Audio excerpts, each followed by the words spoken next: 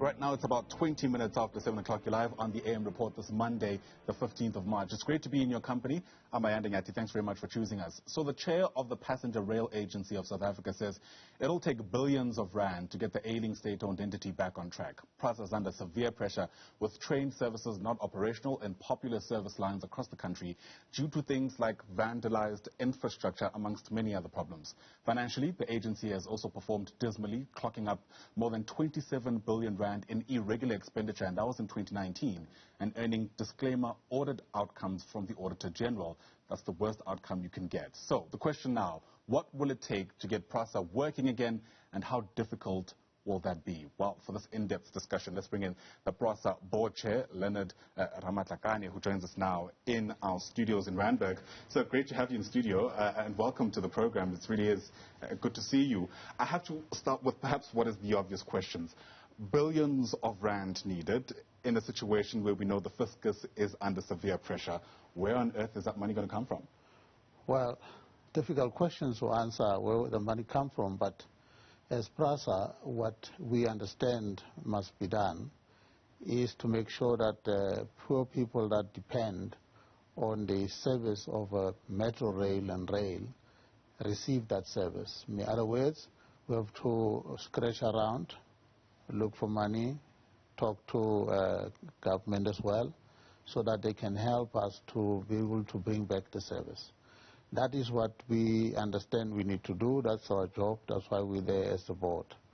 Obviously, it's not going to be an overnight solution. As you know, that rail service is a very hard business. It takes time to see the results, but we are committed to doing that.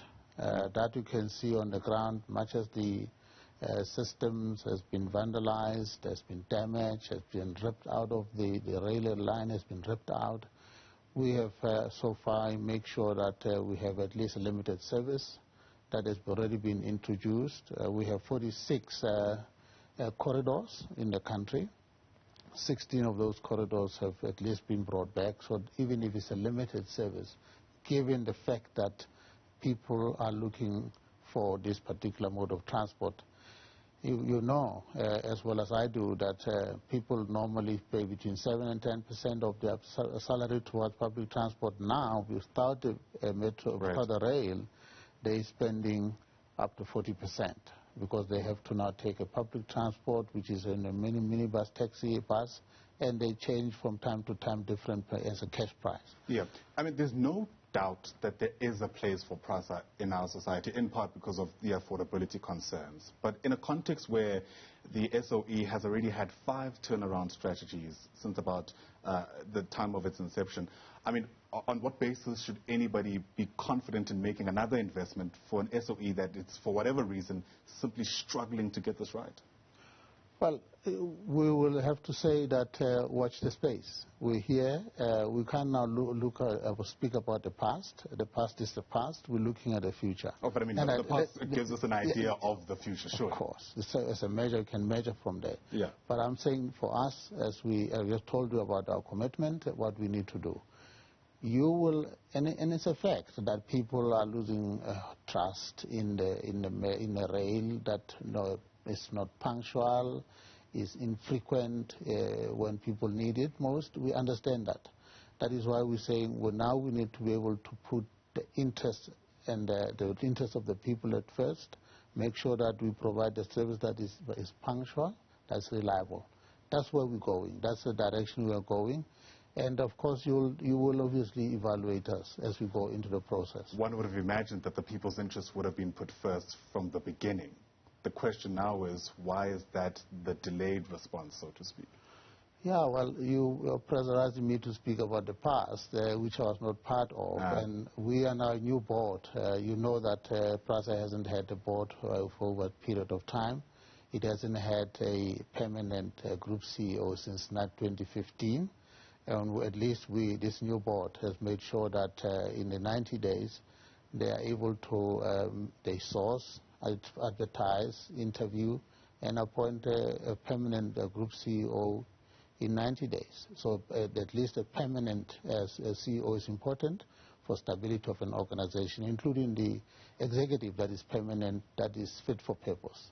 That's what we're going to do. So what we are going to be asking is a little bit patience from you and many others that uses this, that give us a chance. We know what we need to do. We know the task, and we are going to do our best to provide what you need. Yeah. You know, part of what's also been quite distressing is that PRASA has only been able to meet about 17.5% of its targets in the previous financial year. In fact, you have been quoted in saying that more could have been done. How are you going to ensure that that does happen this time around? Well, it is really I can't describe it. 17% of the predetermined objective was terrible. Was terrible. We've inherited it. It's part of our problem. Now we need to work ourselves up from there, because it's, I still don't believe how we can meet 17% of predetermined objective. So what we have said is that we need everybody in PRASA, we've got sufficient personnel.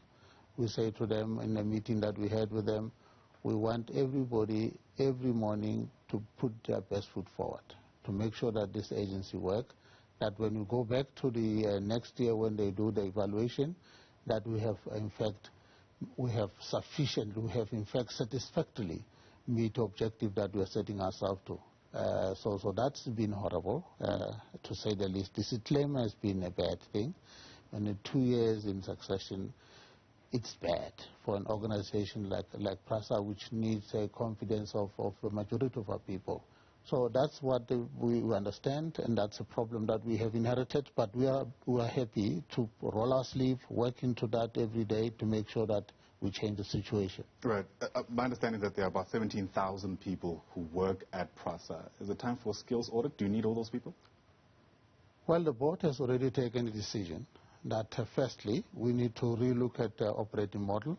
Our PRASA model, operating model is top-heavy. We need to have a lean and mean structure that is able to be agile, mobile, that is able to function quickly, is wealthy because you have about 5 layers before you get to the top. We don't think that is a model, so we're doing the basically organizational review, so that we are able to do a match and place in terms of structure once we're done. And we're in a hurry to get this done, including the issue of our skill audit. The 17,000 workforce that we have, obviously we're going to have to do the skill audit to address the issue about appropriate skill and requisite skill for a particular. This is a business, a rail business, hard business. It requires skills. It's not just people that are going to be there. So we're going to do that. We're going to be humane in dealing with it. At the same time, but at the same time, horses for horses. Right.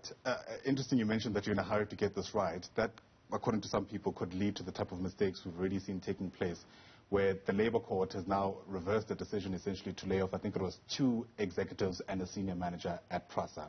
You're taking that on review, but perhaps let me ask my question in 2 ways. How are you ensuring that you're not going to make a mistake if you believe a mistake was made on the part of PRASA to begin with? And how are we dealing with that issue? Because I imagine there's now a contention between PRASA, these 2 executives, and this manager. Well, look, human being will make mistakes because we're doing something. There's no perfection. We'll make mistakes, and we'll accept when we make mistake. And we're making mistake in attempt to do something that is good, that is right, and we're correcting something that is wrong. So that mistake will be committed from time to time. That is why people make mistake and they say, okay, we realize we make a mistake, let's change this particular.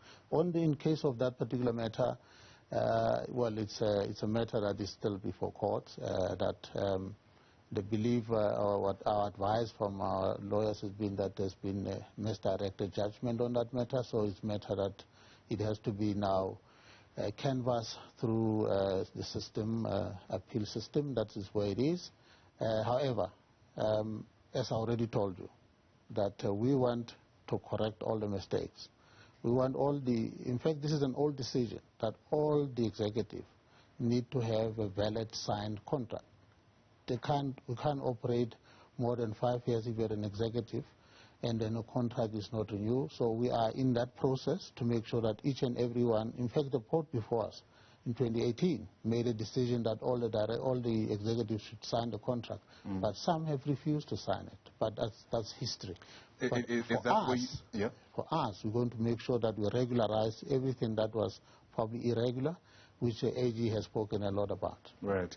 You know, part of the story that we've stayed with here on Newzroom Afrika has to do with the community of Siyahlala in Cape Town. Part of what's happened there is, you know, residents really building some of their homes very close to the infrastructure there. My understanding is that there's been an undertaking to find a different place for those residents so that PRASA can go ahead and get its business in order. How far are we with that process? Well, we are far down the line. I must say that, as you know, Central Line is one of the key priorities for PRASA. It's a national priority to, in fact, reintroduce the service. The service has not been there for over a year. Mabupane Line is another priority for us to make sure that that line function optimally in terms of everything is done. But as you know, that during COVID, people on organized crime helped themselves with the resource of PRASA, the cable. They actually ripped the cable off, went off to sell it. They ripped off the rail, the payway out of the ground. Obviously, now it has to cost us billions to restore that. In the Cape Town area, the community of Siyahlala, we have engaged with them. We've spoken to them. There has been ongoing discussion before the board was appointed. And as the board, we went personally to engage with them, to say to them, they did not only build on the reserve, they built on top of a rail and put in concrete. We went to say to them, look, you have to make a way from the rail line because we now need to bring back the train. We need to fix the rail so that we can reintroduce we have given a notice, we have supplied them, so we say, in fact, we served them with notice, with the board personally going there. Now we're in the process of basically going to have to approach the court in order for us to get the order to move them there.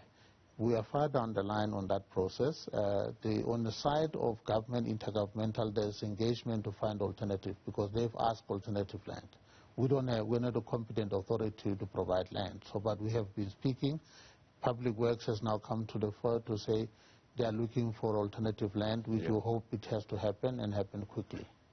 Very briefly, how much time would be, call it, sufficient time to give the new board of PRASA to turn the SOE around? I mean, a lot of your sentiment is give us a chance. We've just stepped into this moment and it's come with its challenges. So let me ask you, how much time do you think South Africans should give you? Well, look, we have a time frame as a board of 3 years. That's when we have to be in and out of office. But I'm not going to ask us to give us 3 years because you want to evaluate whether we're doing or we're walking the talk. I will say to you, by this year, end of this year, we should have done sufficient work for you to be able to speak from where you're sitting, to say to South African, we can see something has been done in PRASA. You can see, therefore, that there's seriousness in it. Continue using this mode of transport because it's reliable, it's cheap, it's accessible. In a year's time, we would have introduced back those lines that we have talked about because this year we want to have 26 lines or corridor functional. So let's talk at the end, by the end of the year, and see how many of those have been able to achieve. We're going to try and do our best under the circumstances, understanding the business. That business is not a quick service. It's not like picking a newspaper on the ground. It's hard work. It's hard business, and that we're going to be able to put the shoulder to the wheel. But you'll be the judge. You'll be the judge. Your commitment, not mine. So because it's from your words, hopefully you'll be able to be accountable at a time when we need to start asking those questions again. But let me thank you for coming through. Really appreciate the level of honesty you've been able to exhibit with us this morning. That there is Leonard Ramatlakane, who is the new board chair at PRASA. Thanks very much indeed.